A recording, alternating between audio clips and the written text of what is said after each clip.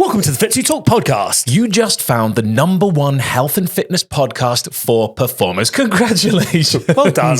And you're listening to a guest episode during which we discuss the realities of a career in the performing arts with people who are fit to talk about them. Yes, we do. And if you like what we do, please leave us a review.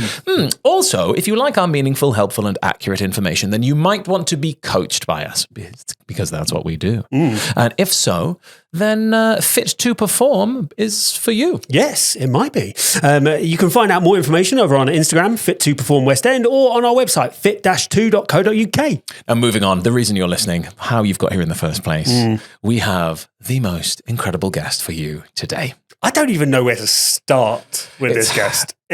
It's frankly incredible. This is one of those moments. Yeah, we were so unbelievably hyped to have him in the studio. Yeah.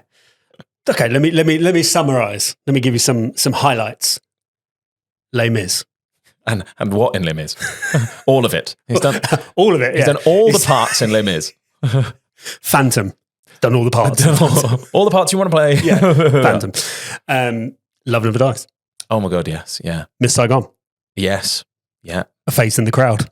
That Bobby is at time of recording, currently in with Ramin. Just like unbelievable stuff. Yeah.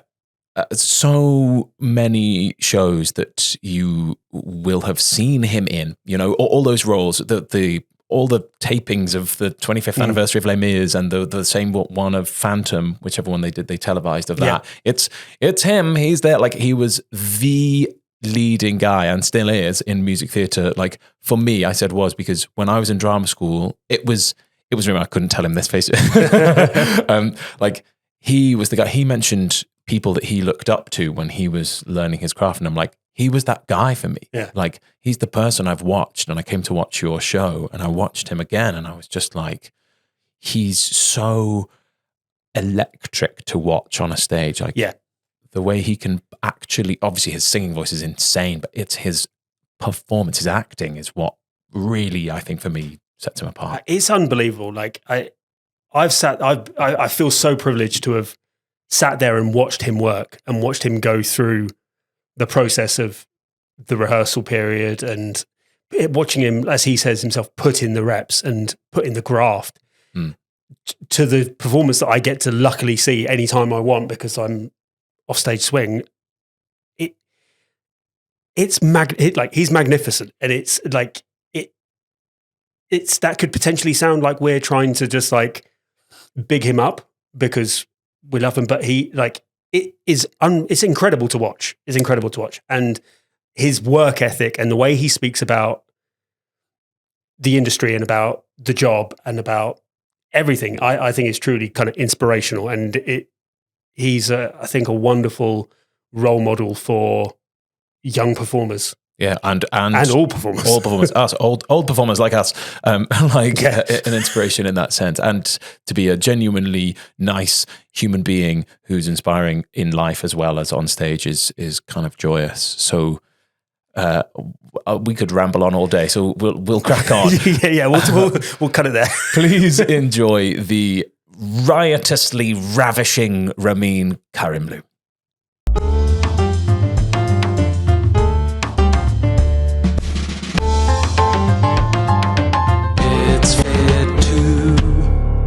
Yeah, the sax are an interesting choice, right? It's coffee, right? Yes. Yeah. I can take that. Like, that's why Bobby's okay with it. Yeah, it's coffee, so I'm happy. Yeah. In my world. I'll do. I would change the sax personally. I hope we're recording this. Oh yeah, always. We're always recording it. Always recording. Come on. But I'm like, it's not usually where I would want to go. It's giving fitness. That's what it's given. What, sax? Yes, the sax are giving fitness. Why? I don't know. I like to think they are. Sax are giving No, fitness? they're not. Maybe like an It's a pre-workout. Well, yeah. We'll Take a shot for espresso. Done. Before we properly kick off, one of the things that we like to ask all of our guests to do is to try and tell us a lie during the recording of the episode. So at some point to try and slip in any kind of lie. And what will happen is at the end of the episode, we will try and guess what that lie was. So don't worry, it will come out. He's plotting. We'll give you 30 seconds to have a little think. And if you're listening to this and it's your first episode, then same thing. So you will have a moment at the end of this episode to think back on everything that Ramin has said and guess if he has successfully lied, and if so, what you think it is. So do people predetermine that, or is it something they hear in a conversation, then they embellish and go from there and then let you know at the end? It really varies. And quite a lot of the time, people forget to lie. I'd say that's most of the time. Right. Okay. And we are awful at guessing. Yeah, we're terrible at guessing. See what we can do. I have full faith that Ramin will get the lie in. There's no doubt in my mind. The lad is laid down now as a gauntlet, apparently. So let's start at the very beginning. How does the story of your life begin? Well, born in Iran, and then we escaped because of the revolution to Italy for the first few years of my life. And then from there, as refugees, ended up in a small town in Peterborough, Ontario, in Canada. And then did my first sort of like 18 years there. And then it was around like 12 or 13, I saw Phantom. I thought, oh, that'd be cool. Maybe I can do that. And at that point, I was playing sports and hockey. That was my thing. And we would, small town, we would get in fights all the time. I'd be fighting on the ice. That's what we lived for. It's what we loved doing, and, tried to do well in school. Being an Iranian kid, you're going to be a doctor or an engineer. Like, okay. And I don't know, it was just, I reluctantly went to see Phantom and thought that'd be cool to do. And at that point, I was getting into music because voices that spoke to me were like different voices, like Kenny Rogers, Joe Cocker, Johnny Cash, Tracy Chapman. We had those records, and I was like, their voices said something, part of their experience. The sound of their voice matched what they were saying, and I really enjoyed that, And I think by luck, because at that point we were studying Phantom in class as part of the trip. But I wasn't paying attention. I didn't really care. But it was, in the performance, Calm was the Phantom, and the voice was so different from the album with Michael. His voice, I was like, that is such a unique sound. Yeah. What is happening? And what was happening to me internally, I was like, I didn't sign up for this. Yeah. And then I remember thinking, I want to do that. I want to make people feel like he's just made me feel. Yeah. That's how it all began. I love that was Calm as well in that moment. The most like recognizable voice from a child. Yeah, iconic voice. But also it's stood out because everyone else had this trained sound, an operatic sound or musical theater trained sound. Then you have this complete different sound. I remember thinking, wow, that's insane. I love that. Also, can we just say, often when we get people on the podcast and they say, how did the story of your life begin? It doesn't quite start out so dramatically. I just thought I'll cut to the chase. It's like, oh, yeah, we were going to be killed and all that. That's fine. That's fine. Just refugees, Italy here. So I don't know how much we can even touch on that because you were a baby, I guess, at that point. But did that influence anything in your childhood beyond the fact that you were a different nationality to the country you were in? Well, I think that's something that I can look back on now and piece together why I am the way I am at times, or how I function, or how I'm wired. That immigrant mentality, that sort of that hard, just that graft. You put in the work. There's nothing that you can't do, and I'd never believed anything otherwise. I didn't need to see it. See it for me to believe it or do it. You just dream it and you see yourself doing it in your mind. You don't need someone else to have the template. You make the templates. And that's always been my way. Nowadays it's different because life is different, but I can't change like where I've come from, nor would I want to. And it's hard to balance what you're supposed to do as a even involuntary role model, like what we do. We are in the public eye, and I think there is a responsibility to that, whether you like it or not, and how you want to deal with that. And it's great seeing a lot more. I'm going on a tangent here. That's what tangents. We are here for the tangents. But it's that thing of like, I get a lot of Middle Eastern youngins coming up to me, and now that they see, for example, Phantom, an Iranian who's played these parts. And now they're like, oh, it's a great thing for us. But I was like, but why did you not see that anyways? Yeah. Because I had that back then. I had to hide from my dad telling him I'm going to do that. He'd be like, what? get out of here. What are you talking about? You're going to be a doctor. And I'm like, have you seen my grades? You do not want me being a doctor for you. But like, that's because he only wanted me to be successful and secure in money. Yeah, it's sometimes the ones who love you the most, it's not that they doubt you, it's just they're concerned for you. And that's not a bad thing either. So I don't know where I was going with that. Well, I love that though. And what I really like that you mentioned is, when you have to forge that path for yourself and, I haven't had to see someone else do it because you didn't have the option. Like also, this was pre-social media. There was no, even if, somebody somewhere on the internet will go, oh, but there was this one Iranian who did this thing. And you're like, yeah, even if they're like, I didn't see that person or I didn't come across it, like having to put yourself in that position and believe that you'd get there is an amazing, you might not think so, but I think an amazing skill. Or some might say talent, but it depends how much you've worked on it or if it's just natural for you. That I don't think everybody has. Most people stay in the town they grew up in and live there forever and don't see past it. And there's nothing wrong with that either. Exactly. There's a place and lane for everyone, but you decide what your lane is and you decide how you want your life to be. And some things that, like, I have to work harder to keep up with some of my colleagues because they've got the training and whatnot, or like their path was different. I don't begrudge that. I also like the graft I put in because for me, the learning is the fun part, putting the puzzle together. Once you get the role and you start doing the role, it's like, yeah, that's great. But the best part was achieving it, putting it together, rehearsing it, figuring it out. That's for me the best part of this. I love that. I feel like that's an actor's approach. Is that a fair thing to say? Yeah. Yeah. But like doing it nightly, that's the easy part. No one says that. That's the first time I've heard somebody say that that's the easy bit. I love it. Well, because look what we've just done, putting our face in the crowd. Yeah. Those hours were kick my ass a bit, It was a tough ask to put this complicated piece together. It was. But we did the reps. Yeah. Now it's a deload week, yeah. so to speak. That was something you said during rehearsals that I loved, that I've never heard anybody say before, was going, I need the reps. I need to do it. I need to do it to get it in my body. That's why I love that. Every time by like the fourth, fifth time, they're like, you can mark it now. I'm like, why? Yeah. If I can do it this 4, 5, 6 times, I only have to do it once a night, twice on a Wednesday, twice on a Saturday. Yeah. Is that how you'd approach most or I guess, has that always been your approach, or is that something that you've changed over time?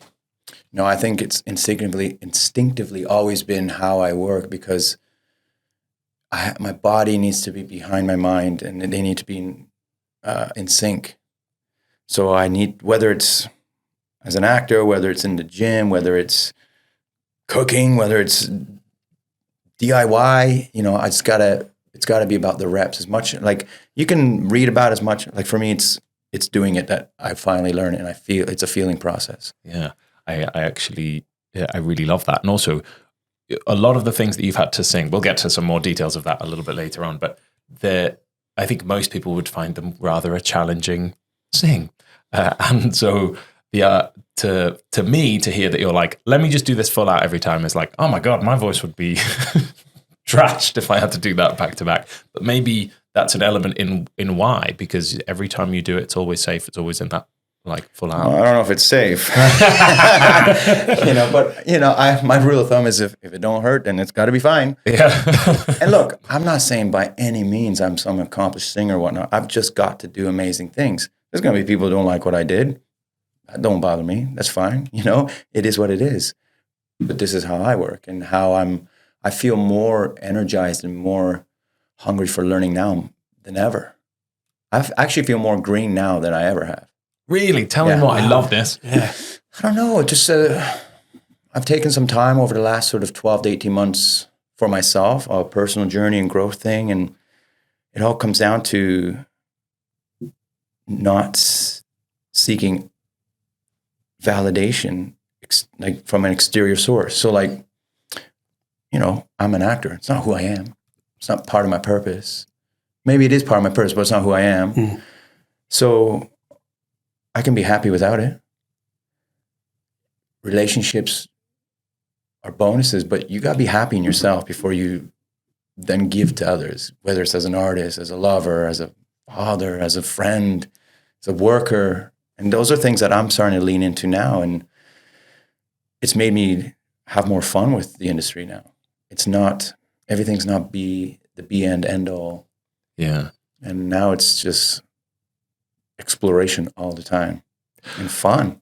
That's why now I only want to take jobs where I fear I could fail at, quote unquote fail. Because what's the worst that can happen? So what? You're marvelously, you're sort of, I was reading a book relatively recently by a psychologist called Adam Grant, who, this book is called Hidden Potential. And in it, he's speaking about how people learn and how they progress best. And what you've just described is effectively what he lays out as the best way for people to learn, which is that they need to be seeking out failure and approach it as a beginner, no matter how accomplished and like well trained they might be or what experiences they have, every time to go seek out the bits that you're not good at, because that's what I'm less experienced with, because that's how you get better. That's why you just put that into words really beautifully. Yeah. Listen, I feel naturally I've been doing that all my life because I've been a daydreamer. I didn't know better. So ignorance was bliss for me. You know, at 14, 15, or 16, making a bet with a mate to become the Phantom of the Opera. What a weird thing to say. But at the end, I was like, well, why not? Yeah. It's not like I was like, where's the Iranian Phantom so I can be one? It was just, I want to be the Phantom. Yeah. And it just happened. An Irish guy inspired me. Then a Welsh guy, then a British guy, then an American. You know what I mean? It's like, that didn't matter. It's like my heart said, I want to do that. Yeah. So I'll figure it out. I love also that you mentioned that you were, back in Ontario, getting into fights and playing hockey in the Netherlands. Yeah. So, because it does sound rather similar, minus the hockey. Mine was rugby. I'm from Wales too. Yeah. You just mentioned a Welshman, but and that was how I kind of grew up. So that kind of background, and then you end up in this world where I think, for the most part, that would be mildly horrifying to people to be part of. But what was that like? Oh, I loved it, man. Yeah. I love that sort of.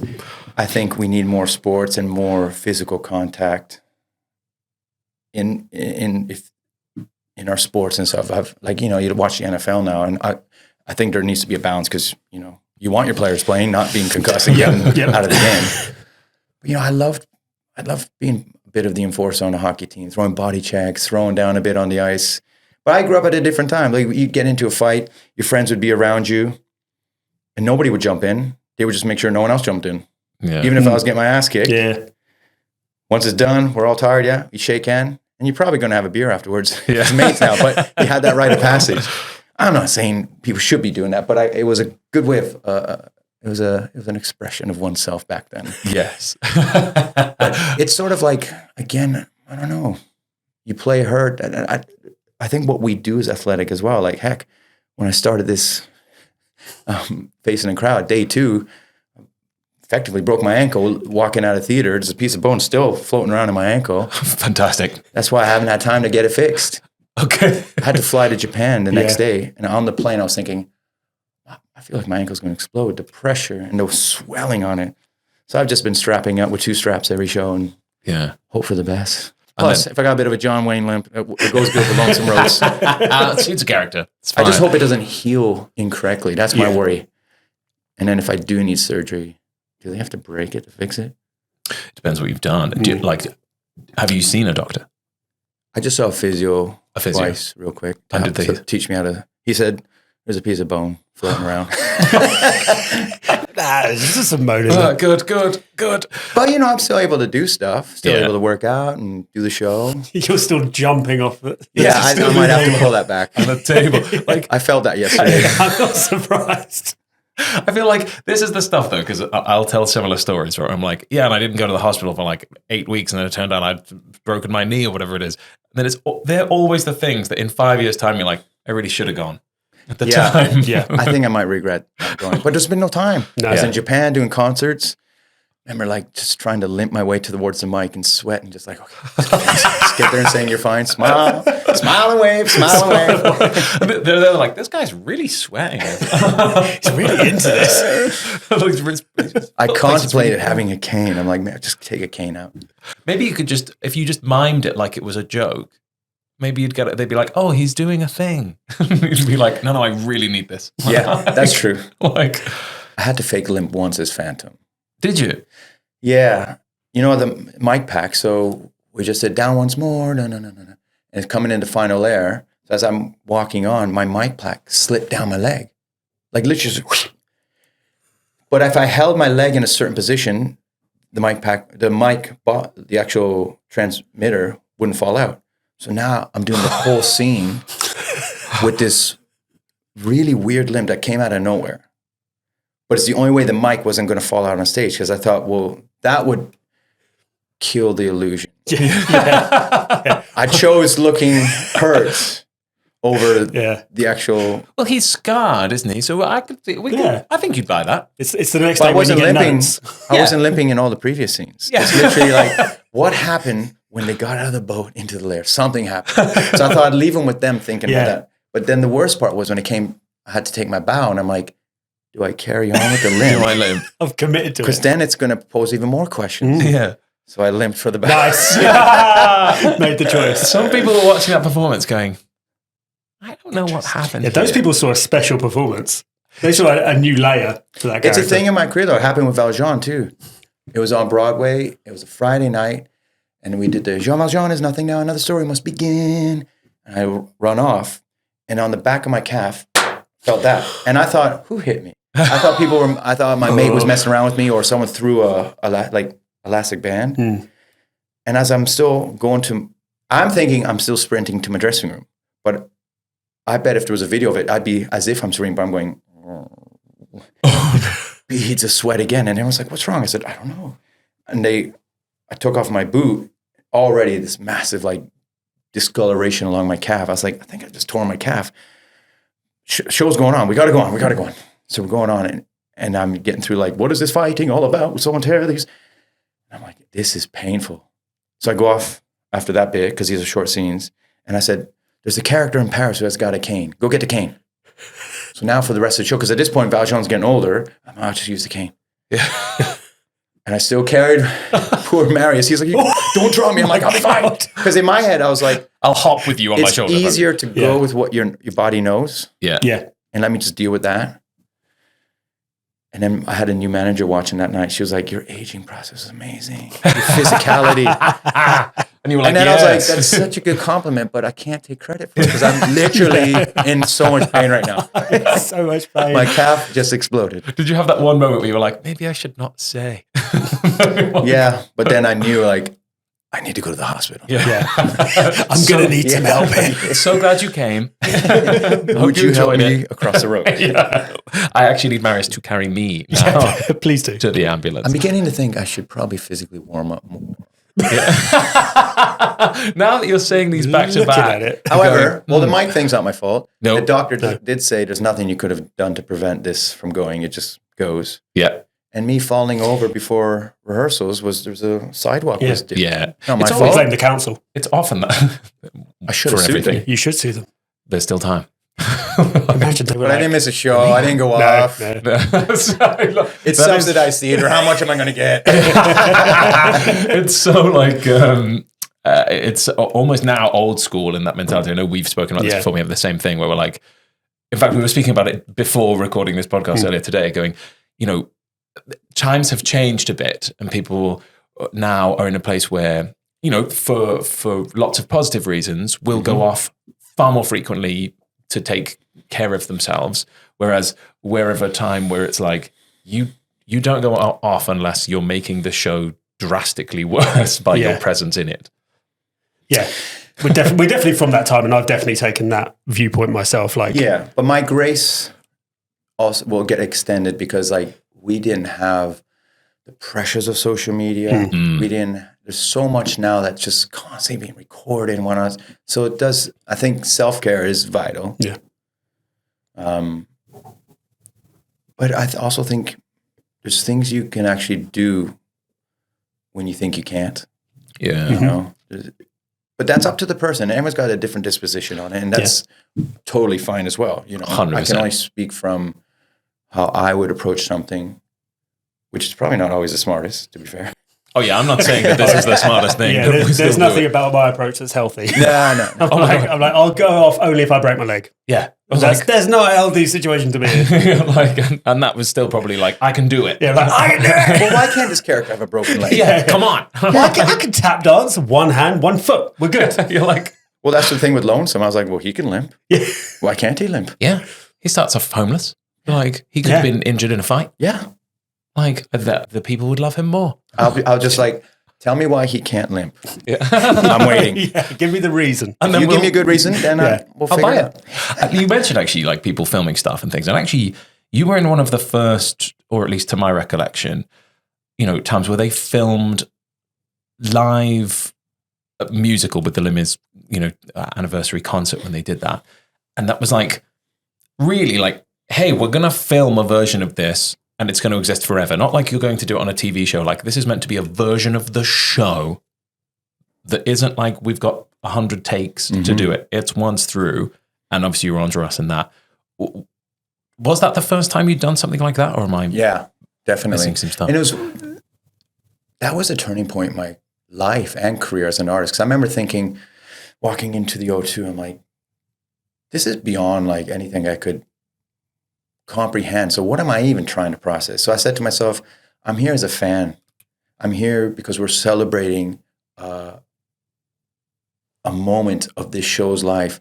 And I'm looking at the chorus, the ensemble, Olivier winning, top, like people I look up to. And I'm like, no, we're here to celebrate a show. I'm not here to show myself in any way. So I just thought to myself, just go have fun. And it turned out to be the best thing I could have done because I feel like I put myself forward in the best of my ability of that time. But because I didn't think about it, I didn't put pressure on myself. I'm like, I'm here to celebrate. And I'm here with all my mates, people I look up to, a packed audience who are here for the same thing because we just love Les Mis. This is not about me. This is about, or any one of us individually, it's about Les Mis. And that's where I was like, oh, remind yourself, serve the peace. Always serve the peace. Don't serve yourself.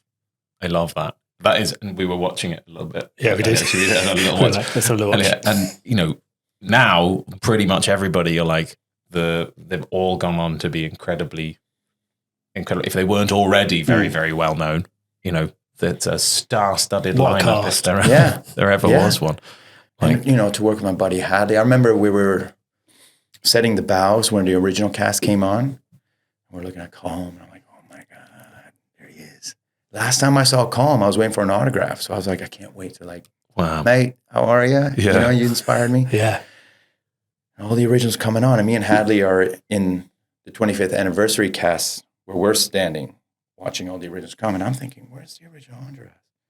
And then I remember the director goes, okay, Ramin, you come and do the Andras with the original cast and go stand beside Calm. And Hadley was like, yes. I was like, are you kidding me? That's why you see when I put my arm on him, I'm like, I am not letting go. It's the one time. It's not about the show or anything. It's about the fanboy right here. And I'll never forget when he hit the one day more. And he hit that one day more. The vibrations through his back. 'Cause my hand was on his back. And like the power that's coming out of this man. Wow. His, as you said earlier on, like iconic sound, right? In that place. Yeah. Yeah. When you mentioned that earlier on, you said, I don't know if it's like people who I envy their training. I think you mentioned something around that. What was your journey then from Ontario to suddenly being Phantom? How did you get between those two spots? So in Toronto, I think I dropped out of high school at this point. I was working as a waiter and I was in a Tragically Hip cover band. It's going to be a long story. How much time we got? We got time. You go. I was in a Tragically Hip cover band because Gordon Downey, may he rest in peace, is for me like the greatest showman, greatest singer, and that band, and really felt like you're Canadian with the Tragically Hip. And then I saw in the paper, I forget even what the newspaper was, but at the back there'd always be auditions, and you see one for a cruise ship. I'm like, I'll go for that. So I go to this audition. I knew one song by Billy Joel. I can't remember the title. It goes, what's the matter with the clothes I'm wearing? Can't you tell that your tie's too wide? on a record I have. Oh my God, the title's gone on my mind. I don't know what it is either. This is like 100 years ago now. So I sang it. They're like, great, come back and dance. I was like, excuse me? Yeah. Like, okay. So I'm waiting to dance, and I'm in this room. There must be like 25, 30 people doing this number from Greece. So it's not too technical. I'm looking around the room, and I see this one dude. I'm like, oh, he's cool the way he dances. I'm going to copy him. So I just copied him. Yeah. And then that was the end of the audition, so I didn't think anything of it. Maybe 2 weeks later, and I remember it was a Wednesday night because I was about to go to an open mic night at the Fox and Fiddle in Richmond Hill to do some Tragically Hip covers. On PBS, there's a special with Colm Wilkinson singing. So he's doing a concert. So I'm like, I'm going to sit and watch this before I go. And then he starts singing Father and Son by Cat Stevens, which I love that song. And his son starts singing with him, Aaron Wilkinson. So they start singing, and they're riffing at the end. You have to go, you have to go, you have to go. With their Irish twill. Phone rings. It's a Brit. And like, oh, just giving you flight details for when you fly to England to start rehearsing for the ships. I was like, what ships? They said, blah, blah, blah. And I was like, well, I got the job? They go, yeah, you leave next week. I was like, no. And there you have Colm singing, you have to go. And I'm going, what is happening right now? I feel compelled to do this. Also, this where then hits me, this that moment with Lonesome where they get the money, now they're going to Chicago. He's like, oh shit, we're going. Yeah. I'm like, oh shit. I was 17. I think I lied. I said I was 18. But I have no recollection of leaving the country. I have no recollection of flying or being on a plane or even holding my passport. And I'm leaving next week. And I'm like, what am I thinking? Fuck it, let's go. Yeah. Get on the plane. I get to England. I remember thinking when they were driving on, for me, it's the wrong side at that point. Yeah. I'm like, oh my God, we're going to get hit. Yeah. On the turns, my brain can't compute. So all this is going through my head. I get into Brighton. So we're at this hotel in Brighton. There's a bar downstairs. So I'm like, well, I'll go have a pint. I don't drink, but let me go have a pint of beer. These little pound coins coming up. I was like, it's like Shakespeare days. I'm like, what is this? How much is this? Is this money? And then the next morning we start rehearsals. They're like, for the MS Carousel, lead singer Anthony, I forget who the female singer at that point was, the two female dancers. And the two dancers, male dancers, we got Kevin and Ramin. I was like, excuse me? Yeah. Dancers. Oh, yeah. I'm like, no. Okay. So I just keep stum and start learning how to dance and picking up the choreography. And Kevin was cool as anything the way he danced. So I'm just going to try and copy him because he was so strong, very masculine the way he danced. It got to a point where we do a section from West Side Story. Okay, Kevin Ramin, double pirouette into blah, blah, blah. I went, what's a double pirouette? He goes, just turn around twice. I said, okay. This is going on for 10 days. And the show we were doing was Colors of the Rainbow. Over the Rainbow was called, and every color was a show. So yellow was Oklahoma, red was West Side Story. Right. When we got to the blues section, that was the jazz and tap. Oh, no. So the next morning, we're going to start the blue. I'm thinking, I'm fucked. Yeah. This ain't going, there's only so much I could like wing. That night, Anthony, for some reason, can't continue with the ship. He's going to take time off. Ramin, come learn and sing Sunset Boulevard. So I sang it for him. And he goes, how do you feel about being the lead singer? I said, how much does he dance? They go, nothing, not much, but you get a pay rise. I said, I'll take it. So I never had to learn to tap. It could have been a wildly different story to your career. And that's where I learned so much about music theater because I was like learning, like, what's this show from? What's this song from? Okay. And then every day when we'd be on deck sailing or whatever, I remember I took all the books with me. So I had Strasberg, Lee Strasberg's teachings, Uta Hagen, Stanislavski, Meisner, and I would just read and read and read. Oh my God, this is a answer to your question. I'm so sorry. So I'm on the ship. So this was happening. Yeah. And then at this point, I'm getting comfortable doing like opening up cabaret. So I would do 3 songs for the main cabaret act. And there was one night we're sitting in the whirlpool upstairs, like for the public, but no one was there. So just me and the dancers and the guest entertainer. And he was posturing around me, and I'm like, why? Why do people act like this? And he was like, oh, you're never going to make it with a voice like that. You know, it's going to blow out or it's not going to last. And you'll never get an agent like Michael Garrett. And he's doing this to kind of, I'm like, old country boy. And he's like, step outside. I'm going to give you a left and right in a second and show you up, you know? You say stupid things, you get a smack. But I was like, okay, don't start fighting. Just be calm. And I'm thinking, and at this point, I knew he had done some West End roles. So I thought to myself, well, if he can get lead roles, I can get the guy at the backstage. That was my goal. I'm going to go to England because if he's getting jobs out there, then they must need some people. And I had enough of a swagger to think I could get the very guy at the back. So I had it in my head to come to England. I made a friend on the ship. I moved in with him in Oxfordshire.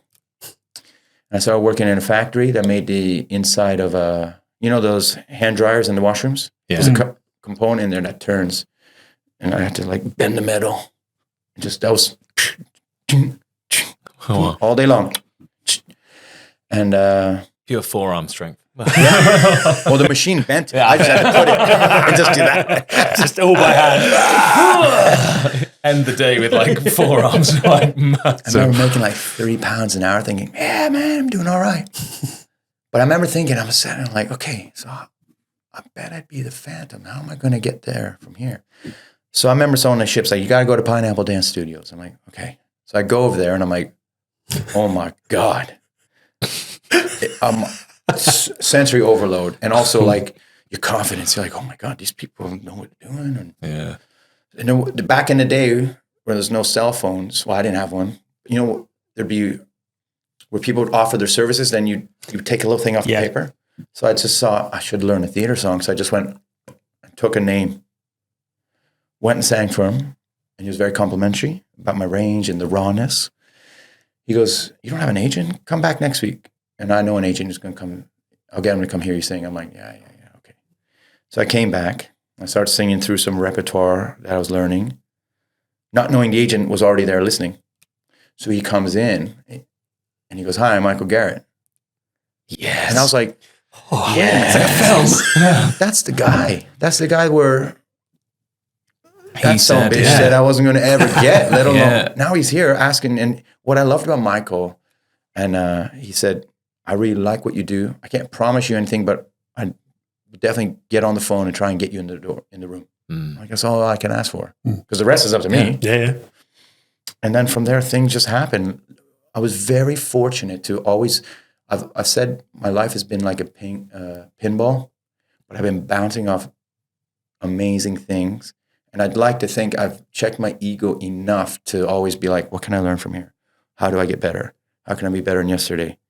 And if someone had a position I wanted, it wasn't, I'm better than them or they shouldn't have it. It's, what do I need to do to get to that level? Yeah. Like whenever I don't get like a TV audition or film thing, which is what I'm trying to transition to, you know, a lot of people nowadays are like, well, they're looking for a certain ethnicity or they're looking for a certain blah, blah, blah. And I'm like, but what could I have done to make them change their mind?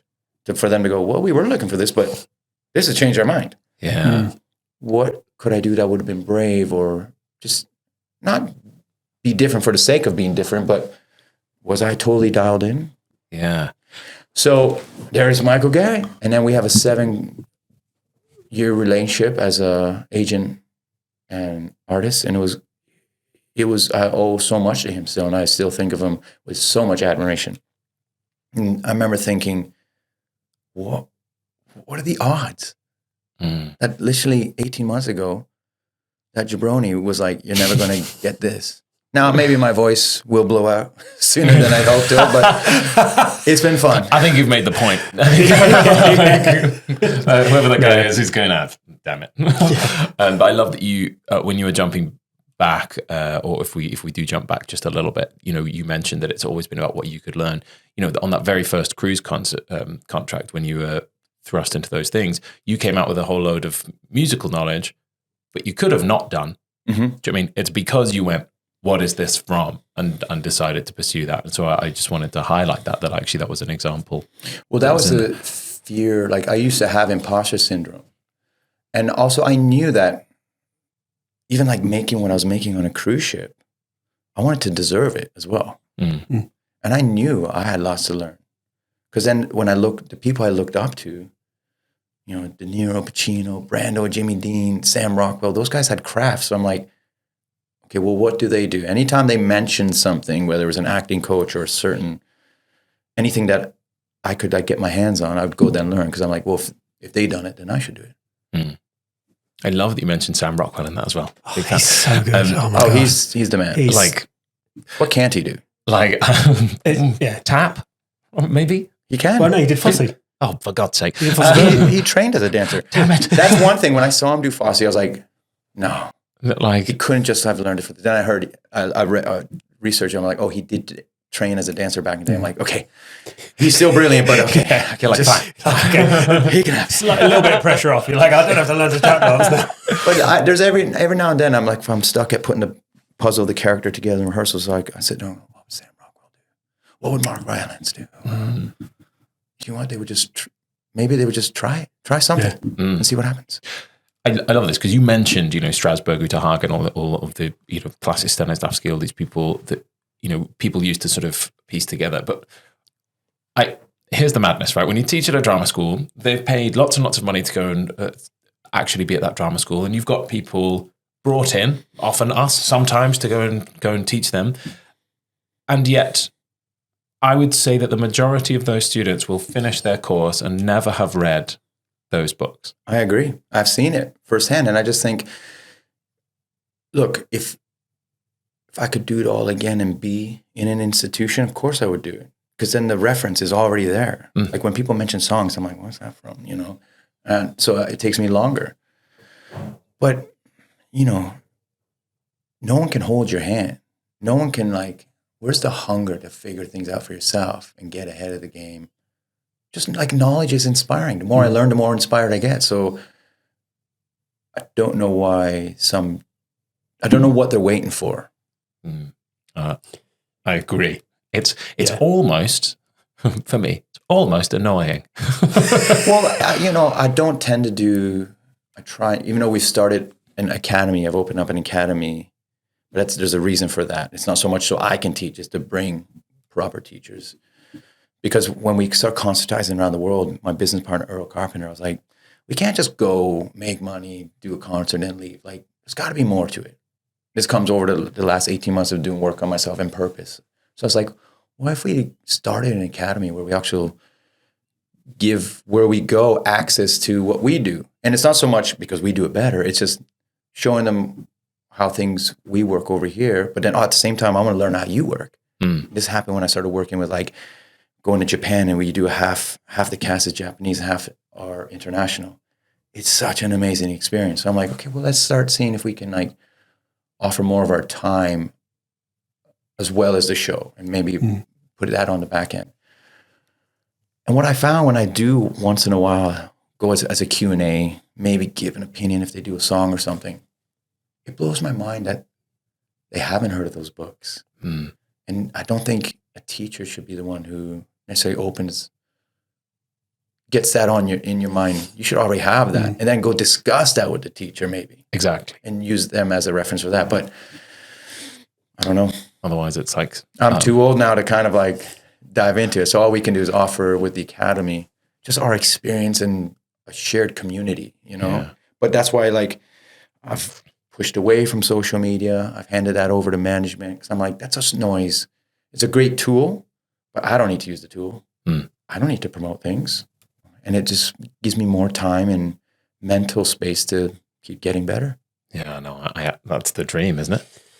That is the dream. Yeah, like because it's such a distraction. It takes up so much brain space. Social media, and if you don't have the discipline, it can be great. Like it's great for this. Of course. Great. Yeah, absolutely. It's great for my clothing company, which I've got to try and like get some time and refocus on that. But it has to come with a discipline and a balance because I now see it more like it's a billboard rather than a portal for access. And because then well, are you going to make friends with everyone? There's not enough time. You know, I don't see my kids enough. So I'm just like, let me just deal with them. You're literally like, I barely talk to my partner. Yeah, I'm going to prioritize for a second. Like, what's even going on? You mentioned the clothing brand. Absolutely love this, by the way. 8 times a week, right? You're repping it right now. Kind of regretting it though, because it is warm in here. It is hot. Once you've talked about it, you can take it off. No. I was actually having a little look at it before this. We were picking out some outfits that we were loving, especially the joggers. You were a big fan of. Yeah, the It's joggers are super nice, comfortable, man. I'll bring you some. Yeah, man. I've let it go by the wayside, which it's only because of time and travel. But you just got to redial it in on all aspects, orders, stock and whatnot. But I've been having conversations with people to kind of like see how we can move it forward. But it's like there's only so many hours in a day. How many jobs can you do at once? Yeah. Well, that's what I've started to learn as well, like the power of no. So like the roles I'm saying no to now, which instinctively I'm like, oh my God. But no, you have to close those doors now. I can't go backwards. It's no point in doing shows I've done again and again.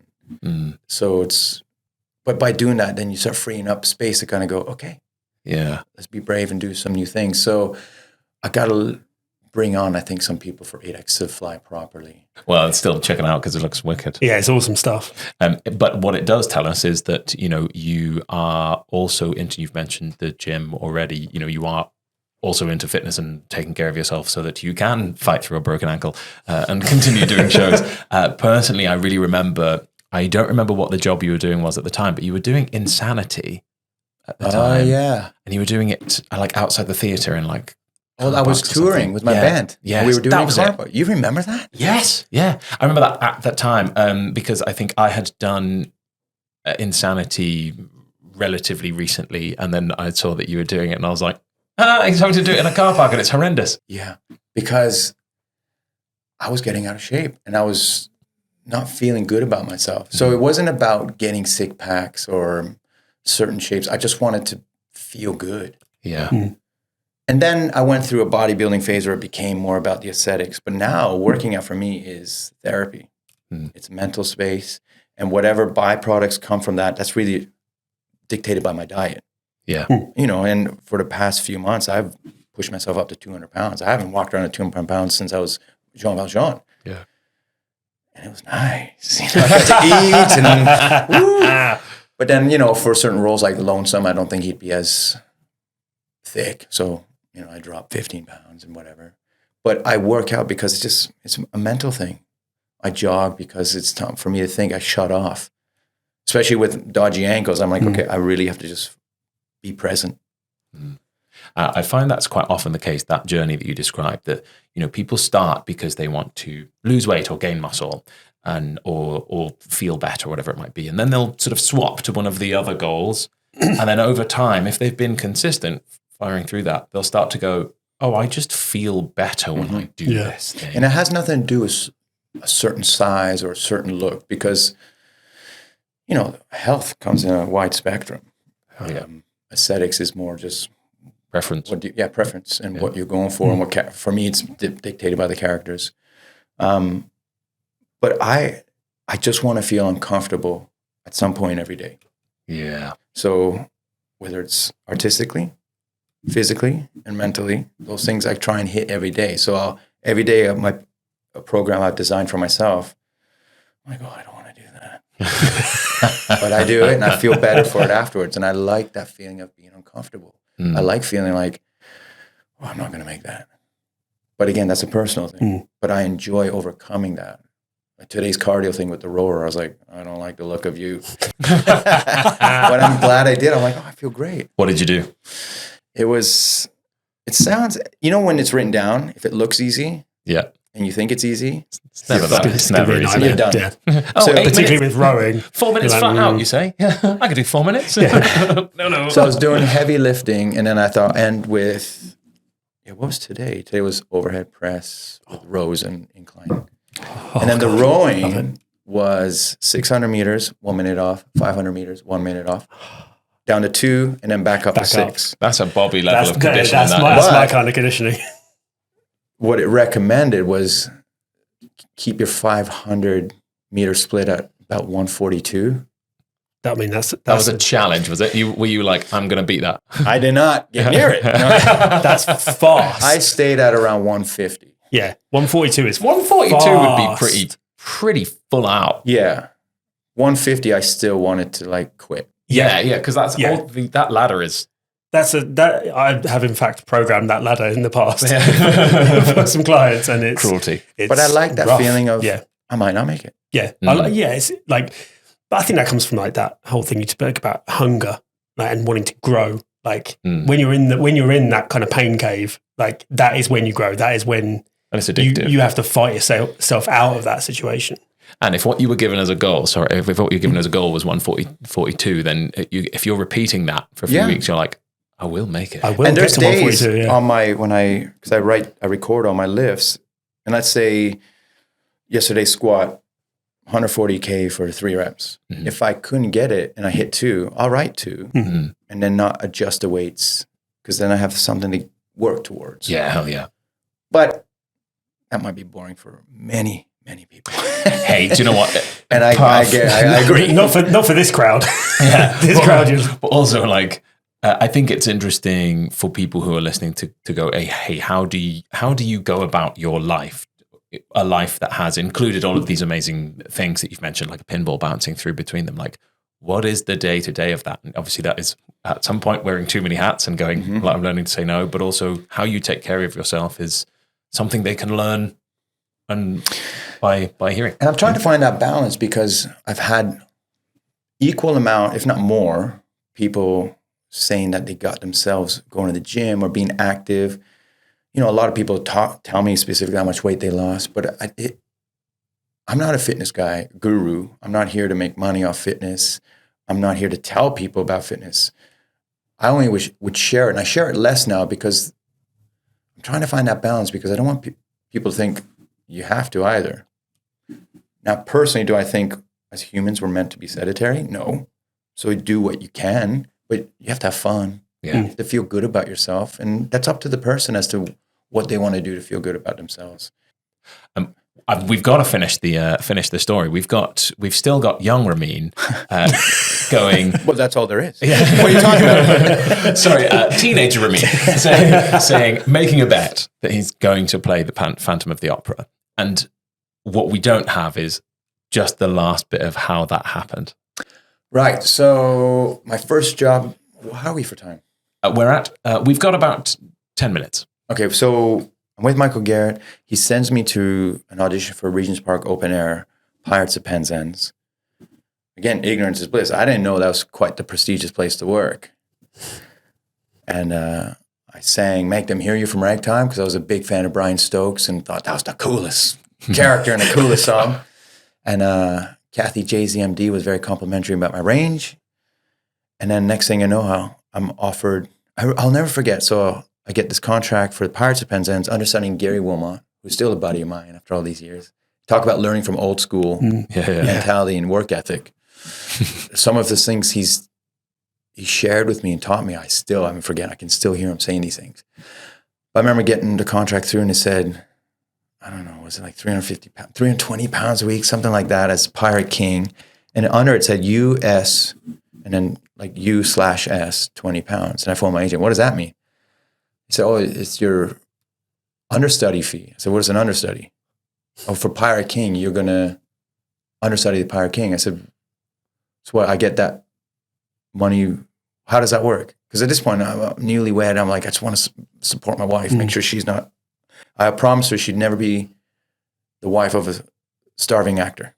That was my goal. And I remember I was 22, and I said, by 25, if I don't have a lead role, I'm going to go and join the police force. Because I had the application to be a police officer. So he goes, oh, no, you get 20 pounds a week just to retain the information of the Pirate King. I was like, what? Okay. I don't want to go on as a Pirate King. Yeah. I wasn't one of those hungry understudies. I was like, no, do not go off. Yeah. I just want to worry about my own thing. And then I didn't know that they do understudy rehearsals. So during rehearsals, anytime the director spoke with Gary, I was like, okay. And I learned all stuff. So we opened a show like, okay, understudy rehearsals tomorrow. I was like, oh. So I go in already knowing it. And Ian Talbert, not knowing how amazing of a director and actor he is, he's like, how'd you know? to do this. I was like, well, I thought that's what you're paying me to do, the 20 pounds a week. And I was like, I don't want to let you down, nor do I want to give that money back. The real hick was coming out of me at that point. So, and then apparently word got around, he got this kid, he's working hard. So I got a quick call for Sunset Boulevard. I went in, sang for them, and they said, okay, in 2 days you're on as Artie Green. Because they were told I learned fast. I was like, okay. You made your own bet there. And then after my first night as Artie Green, they gave me the score and said, you're on as Joe Gillis in 8 days. And I'm 22 years old at this point. I'm like, what? Okay. And Faith Brown was our Norma Desmond, who just came to see our show last weekend. Oh, God. Yeah. Oh, God. And then they wanted me to take over for the rest of the tour as Joe Gillis. But then I just got offered Les Mis in town as understudy, Andras, and second cover Marius. And something said, take the understudy role, don't take the lead role. Go get your reps in. Prove you can do 8 shows a week. Go learn. Go work with a different producer. And my agents were against it. But I was like, I think I need to do that. Plus, I didn't want to be on the road. I've been on the road enough. I've only just got married a year ago, and most of that's been on the road. Foreshadowing, look at us. I'm always on the road now. But I'm so glad I did that because I learned so much. And that's where I met Hadley and watched how he worked and worked with some great people. So then from there, I went and did Raoul because 2 weeks before I turned 25, because that's it. The application was being filled out at that point. Yeah. I thought, that's it. Got Raoul. Job done. So that was the first sort of landmark or goal post. And then started developing a good relationship with the producers and the directors. And then from there, I went back to Les Mis to do Andras for 8 months. Then they hired me for Chris and Miss Saigon. Mm. And then that was a long tour. And then 2004, right? Yeah. A week before I finished, Sir Cameron McIntosh came into the room. He's like, darling, what do you want to do next? But he asked me in a way like he knew what my answer was going to be. I said, well, I have an idea. I have an idea of how I'd like to play the Phantom. He's like, aren't you a bit young? I said, yeah, but... And he just laughed in my face and walked out. A couple of days later, there's a brown envelope under my door. It's the Phantom material. He goes, see you in a week, darling. So I went and workshopped it with them and got it. Wow. I saw you in that Miss Saigon tour, by the way. Did you? I did. That was the first time I saw that show. It was amazing. I love that music, man. I just sang from it last night of the world recently in Japan. Hobbled on and sang that with Seiko, this Japanese artist whose voice, I've never heard anything like it. Wow. And it was just like, oh. But it was nice to go, I can still sound young. I still got it. I'm still young, Ramin. I still got it. I love that your Cameron impression is immaculate. It's beautiful. I'll never work for him again if he hears that. And then, so then you managed to sort of almost pitch this to them. And what was that like then? Did you have that moment where you were like, damn right, I've done it? Did you call up your old mate and go? I did, but I remember when I got the call, we were on our way, me and Mandy were going to go watch something in Regent's Park. And the director for me goes, how do you think you did? I said, I think I did good, man. It's one of those things. I know I'm young, but I wouldn't mind having reps at it and give a year of like proof, like showing you guys what I can do. He goes, where are you going to get it? I was like, what do you mean? He goes, they're going to offer you it. I was like, I remember I cried. I bet. I like a good cry. Yeah. Yeah, because we accomplished something. I get teary. Yeah. But the older I get, the more sappy I get too. Any father and son thing now, I'm like, I absolutely love that. We haven't even had a chance to speak about you going to Broadway and doing all the wonderful things there, but we should jump on a little bit. Yes. Because, and for those listening, we're not just wrapping up for time because we don't have the studio space. Both Ramin and Bobby actually have to run and do a show this evening, and they have an early cover rehearsal for There's an understudy going on. So that's why we're... Friend of the show. Yes, put it that way. Is there anything about fitness or wellness or the industry or anything at all that you'd like to see get in the bin? Get in the bin, what do you mean? Like, get rid of. Permanent, like something you hate about the industry or something you hate to about exist. Matinees? Yeah. I actually think they I'm could not go. against that. Do you know what I would say? Because of the age of social media, everyone's so quick to put their process online. I'd say don't do that. Mm. People don't need to see the process. People don't need, especially earlier in your career, go make your mistakes. Mm. You don't have to share that. And you don't need to feel this pressure of having content or online presence that's going to help your career. What will help your career is just go do the work privately and grow privately. Be happy, do fun things privately. That's People amazing. like to ruin good things. Yes, they do. Well, that's going in the bin. Let's go straight in the bin. Next up, without changing your facial expression, we're going to not look at you for a moment. It's time to work out if we believe Ramin has managed to tell us a lie. And if you're listening, cast your mind back. And if so, what you think it might be. Bobby, do you have one? My instinct is no. He has not lied. Is my instinct, but I might be wrong. There was I think. What are you thinking? I can't remember what it was, but it was early on, and there was a moment. I'll tell you if it's true. I'm usually pretty honest. But we haven't got one. Did you manage to successfully lie? No. Yeah, I was pretty serious. And there was a moment earlier, I'm like, I could embellish this, but I'm like, it's way too early. And then you asked me a question. I was like, this is going to be a long-winded answer. And I didn't want to be boring. Well, you definitely weren't boring. Definitely not. Fantastic. It's time for another game. We're going to play a game of this or that. Okay. So, like 1 minute lightning round out of friends. Stefan will give you two options. You've got to pick between them. Go as quick as we can. The record is 44 seconds. Just saying. To give you Wait, what do I got to do? You got to go as... Choose between the two options I'm going to give you. This or that? He'll give you the two options. I'm just timing. Do I say this or that? No. I just take You the just options. pick an option. See? I've been punched in the head way too many times. Okay, ready? 3, 2, 1, go. Eggs or bacon? Eggs. White bread or brown bread? Brown. The US office or Friends? U.S. office. Cardio or resistance training? Resistance. McDonald's or Burger King? Burger King. Singing or acting? Acting. Conor McGregor or Khabib Nurmagomedov? I can't say his name. Khabib Nurmagomedov. There we go. Yoga or Pilates? Pilates. Family Guy or Love Island? Family Guy. Domino's Pizza or Papa John's? Papa John's. Sport or dance? Sport. Alcohol or chocolate? Chocolate. Matching socks or mismatching socks? Matching. Coke or Pepsi?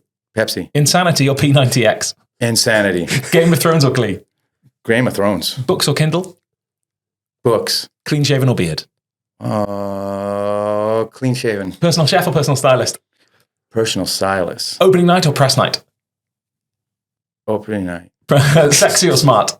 Smart. Shower or bath? Shower. Phantom of the Opera or Les Mis? Damn you! Name is Dogs or babies? Dogs. Snakes or badgers? Snakes. Theme park or water park? Theme park. Running or walking? Walking. Director or choreographer? Director. Bobby or Stefan? I love you both. 1 minute, bang on the money. It's because, what was the question? I was like, well, that's not fair. Not the lame is one. You clean shaven or beard Yeah. took a real... Yeah, you didn't like Because that one. normally I always have a beard. This is the first year in my life where I've basically had no beard. Yeah. And now I went to grow and I'm like, oh, I don't like it now on my face. So so now I'm going through a clean shaven phase. So it is Interesting. a trickier one. It's a tricky one. We haven't even mentioned that you're a big UFC fan. So that was why that was in there. I didn't say Khabib's last name correctly. Nurmagomedov? Nurmagomedov. Nurmagomedov. Asked me like 5 years ago, I would have said Connor, but Connor now, This is the thing. it's just, there's no substance to it. And I want to believe he's going to come back, and I want to, because he used to be such an inspiration. Yeah. You know, he tweeted 2 years before this happened, he tweeted 2 division champ and a stake in the company. 2 years later, that came true. Mm.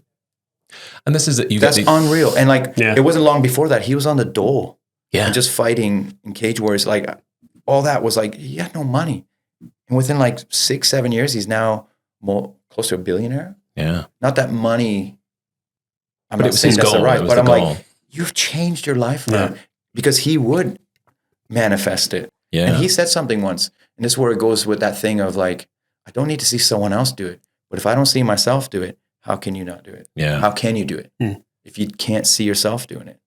Well, this is the thing, and then I think people misunderstand perhaps what manifesting is. He's not asking the universe for it. He's stating his own goal, and then he's working his ass off every day because he's held himself publicly accountable to the thing. He said, I want to achieve this publicly, which is, if anything holds you accountable, it's like, well, you're going to look like an idiot if you do. That is the difference. It's saying it out loud and not expecting it to fall into your lap, but going, okay, no, this is my goal. This is where I'm going to be. I'm now going to put in the work. He was also so accountable when he did lose. He'd show up to the press conferences. He's like, you know, I could have done this. He never made excuses. He's like, win or learn, win or learn.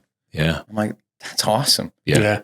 Now, I can't seem to find motivation out of him yet, but, you know. We can still use the previous journey, come on. I still can't forget the guy he was to get where he is today. I would just hope, like, when you get to a certain level that you do good things. And he does great things still with his money, and he did a lot for his country and charities, but some of the crazy stuff he does outweigh gets the headlines, unfortunately. Well, that's why he's doing them, isn't it? Controversy's currency. Precisely, and he makes a lot of money from it. We have to wrap it up, but I just wanted to say, and we wanted to say, thank you so much for joining us. I appreciate it. Thank you so much. I've been looking forward to this, actually. It has been a real pleasure. I know you don't often do podcasts, Bobby was saying. But this is fun, man. And I like you, and I like you, so thank you. I appreciate you guys, and I feel like if you want to do this again, anytime. Yeah, we would love that. I mean, there's round 2. We've only covered the first 5% of your career, so and we haven't even talked about the wrestling musical. Oh yeah, which, by the way, I'm a big wrestling fan, so I would have absolutely. We don't have time. We have I'm to still get you off to trying to rehearsal. get that to happen here in the UK because I think the UK audience would totally get it. They get the pantomime culture of it, and wrestling is like super popular again, and it's super fun, and it's just storytelling. But we'll talk more about that. Oh my god! And then we can get maybe some fan questions or whatever, supporter questions, I should say. Yeah, I would love that. Because also like what you guys do for the industry, you know, because it's not just about going lifting weights and no. If people are listening thinking that's what we do, they're wrong. It very much fits in with the whole like the culture you're trying to create with your apparel brand, like that being able to do 8 shows a week. That and I think that starts with your mind. And being happy and it's being peaceful. That's why I don't know how much you know about this, but so qualified life coach and mindset coach too. So we're not just trying to go, hey, go and lift weights. Also both qualified nutrition coaches now. So it's all part of that. So when we're coaching people in the industry to get their 8 shows a week in a healthy way, like we believe it's 3 prongs, right? Yeah. And when one falls, the stool falls over. Also, you're not necessarily always 100%. No. I think literally what we said earlier on. I think if you do like 8 shows a week and you're at a solid 85 to 90, you're doing great. You're nailing it. Doesn't mean you're not giving 100%. This is something I've said for years. I'm like, it's not about being at 100% all the time. It's about giving 100% of what you can on that given day. Because I'll tell you, if you're 100%, you know the actors are that because they'll come out like, oh, I sounded good tonight. And I like the moment you've heard yourself, you're out of the story. Yeah. Why were you usually, listening? Usually when you're a bit under and you just go in and you surrender to the moment, what will be, will be. That'll be a great show because you're not trying to do some sort of vocal excellence. You're giving your best with what you know, but it's about serving the story, serving the piece. It's not about how you feel. The audience don't pay for that. The audience pay for transitions, not results. And just go through that. And that's how you get nominated for a Tony. Oh, God. And lose it at the same time. Thank you at home or wherever you might be for listening. Yeah, and if you've enjoyed this episode, click those like and subscribe buttons. Find us on Instagram at Fit2Perform or West End. As always, if you've got any questions you want answered, you know what to do. Slip slide into those DMs. I'll be in there. Slip slide? Yeah, slip slide. That's right. What will you be doing in there? I don't know. He doesn't even know. Slip slide? That sounds naughty. You should just slide in my DM. Oh, I see. It's naughty. I think he's trying to make it intentionally naughty. uncomfortably naughty. I'm uncomfortable. That's right. Then you looked me right in the eyeballs when you said that. I'm now expecting Ramin to slip slide into my DMs. I'm doing it right now. We end this episode with wonderful madness. Thank you again for listening. And if you've liked what you've heard, we have been Fit to Talk with our wonderful guest, Ramin Karimloo, and your hosts, me, Stefan. And me, Bobby. And if you didn't like it, we've been Joe Wicks. Peace out.